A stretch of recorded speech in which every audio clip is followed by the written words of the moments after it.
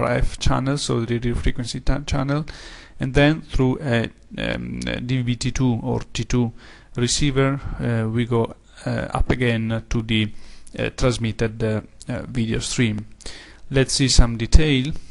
First, the signal is conveyed to a subsystem SS1 that performs centralized coding, multiplexing and distribution, so multiple program signal coming from different broadcaster, for example, or different channel of the same broadcaster, comes to a single centralized coding, multiplexing and distribution system, and then through an interface, the TS transport stream interface, they go to a basic T2 gateway that collects all the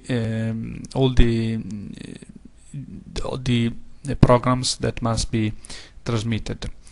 Then this basic T2 gateway is connected to one or more T2 modulators. That means different base station, different antennas, and the signal, the various programs are then multiplexed together and sent to the DVB-T2 modulator, which is the subsystem number 3.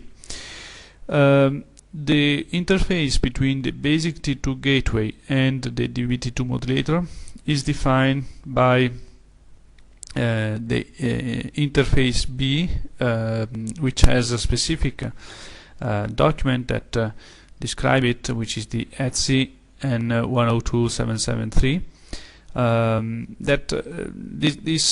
The purpose of this interface is to facilitate the distribution to transmitter and also the implementation of single frequency network using the DVB-T2 system, because as I was mentioning, we may have different antenna, different base station that transmit the same signal at the same time. The T2 modulator, which will be the focus of this tutorial, essentially will modulate the data signal and transmit it on the radio frequency channel.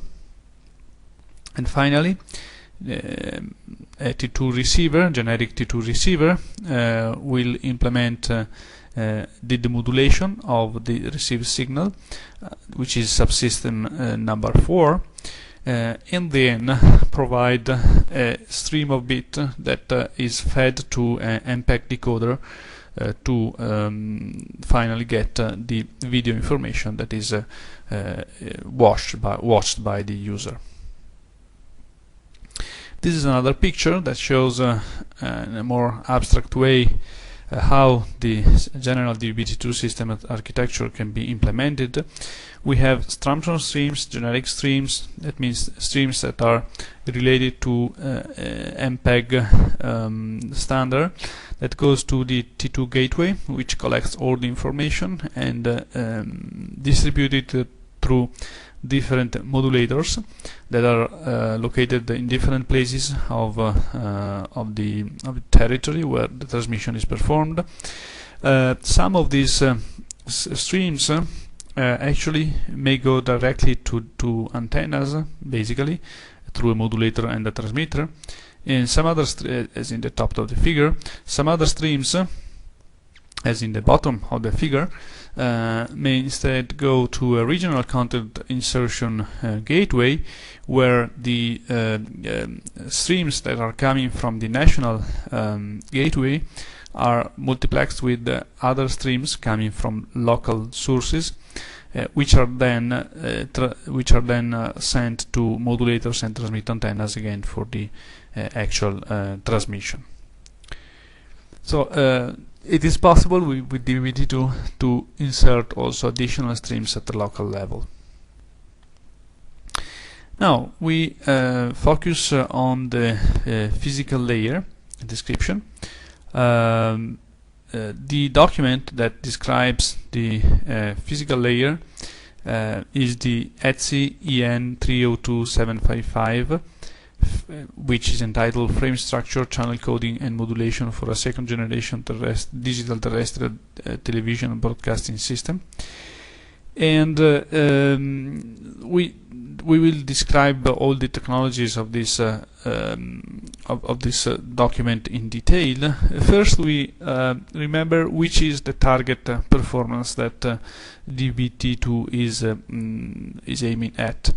The target performance is a so-called quasi-error-free condition, QEF, which corresponds to less than one uncorrected error event per transmission hour at a level of a 5 megabit per second single TV receiver decoder. This condition, which is a condition on the end user experience, can be translated into approximately a packet error rate of less than 10 to the minus 7 before the demultiplexer, and we can further translate it into a requirement on the bit error rate after the decoding of the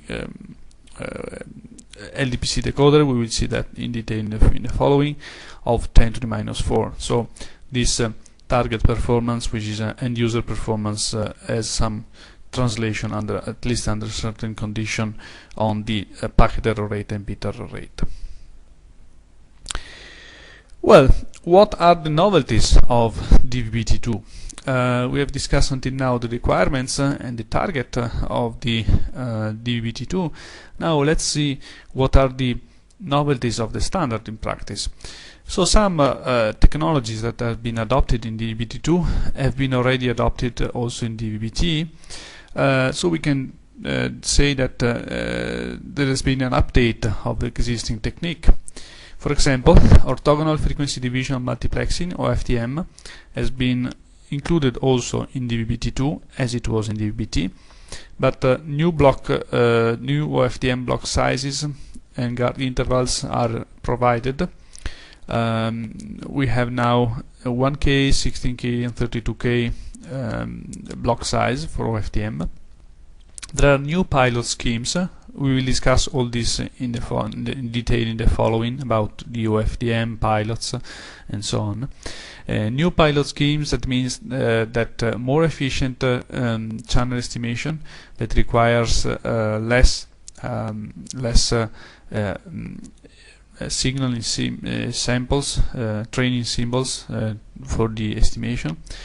So in order to increase the capacity of the throughput of the system.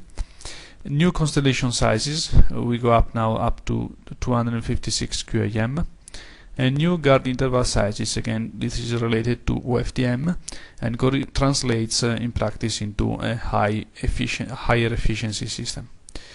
So this overall higher efficiency has been possible only because new technologies, completely new technologies, have been introduced in the standard. Among these, the various new technologies that have been introduced, we recall a new input format, which is the generic stream with encapsulation, GSE. We will not go into detail about this, but it is a new way of conveying signals to the DVB-T2 modulator. Time slicing that allows to spread the information over time in order to be more robust against burst errors. Time frequency slicing, which is a further evolution of time slicing, which also includes the possibility of transmitting the signal over different frequencies, but is optional. Future extended frames. Again, this is something optional to be defined in the future that allows for further expansions. So these are things that allow for further improvement of the standard. Peak to average power reduction schemes. This was one of the requirements of in the phase of definition of DVB-T2, reduce the peak to average power ratio, and specific techniques have now been introduced. About decoding, coding in DVB-T was performed by means of convolutional codes and resolvable codes. Now DVB-T2 includes the low density parity check codes, LDPC, and BCH codes. The combination of these two codes, which has been already included in the S2 standard, is extremely powerful and allow the functioning of the system at a very low signal to noise ratio,